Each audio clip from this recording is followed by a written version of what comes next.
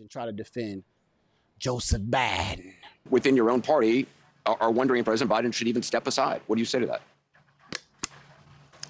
Listen, first of all, what we saw tonight is the president making a very clear contrast with Donald Trump on all of the issues that matter to the American people. Yes, there was a slow start, but it was a strong finish. And what became very clear through the course of the night is that Joe Biden is fighting on behalf of the American people, on substance, on policy, on performance. Joe Biden is extraordinarily strong.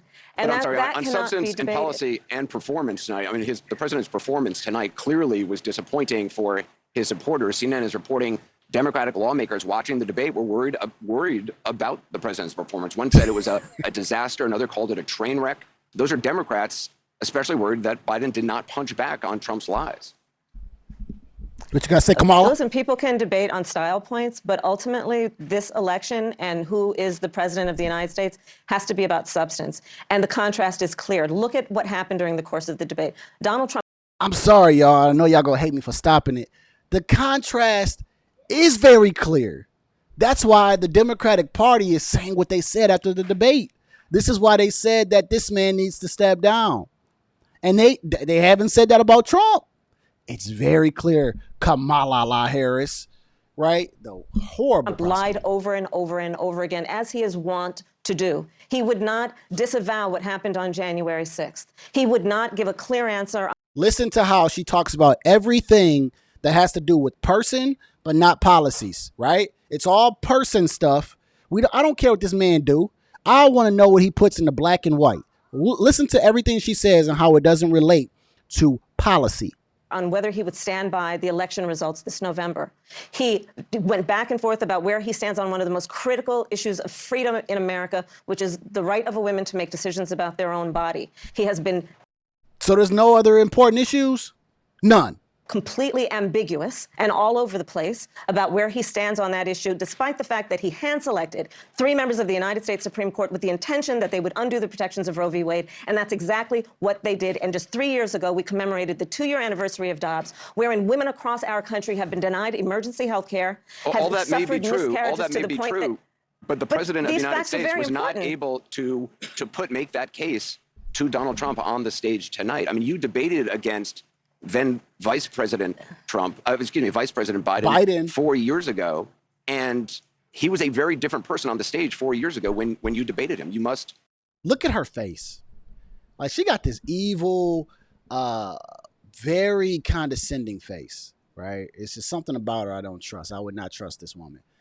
But I think it's Anderson Cooper, right? I think that's his name, right? Yeah, Anderson Cooper. Quite surprisingly, is asking her tough questions.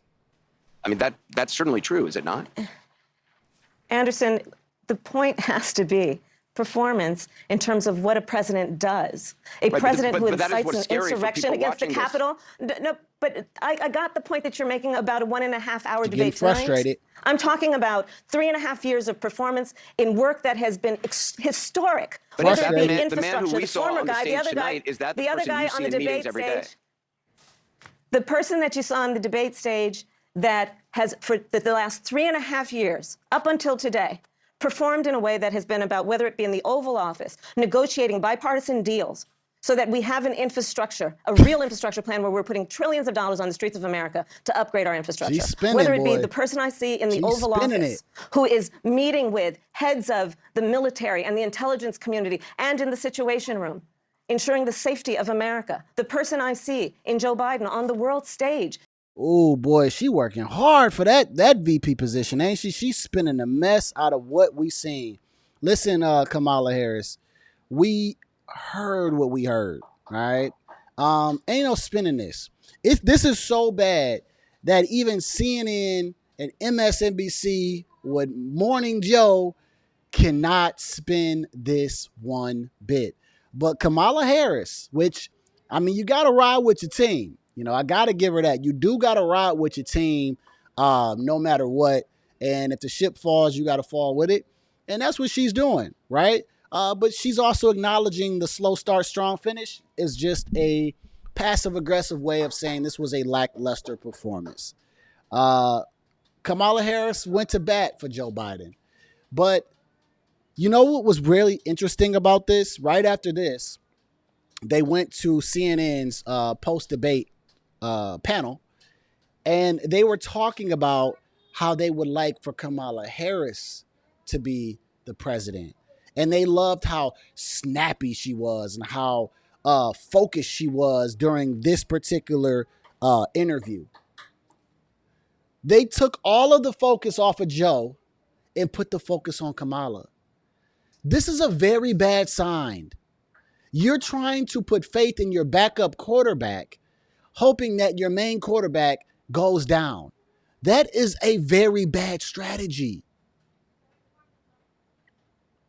Now, obviously, like I said, Kamala Harris, I don't even know why she would want to come on after this, to be honest. I would have made something that said like I was busy or something. But she knows deep down that Joe Biden was not ready for that debate. She's the one probably pulling the strings behind closed doors, right? Or some other people, because Joe Biden is not the one doing it. And deep down,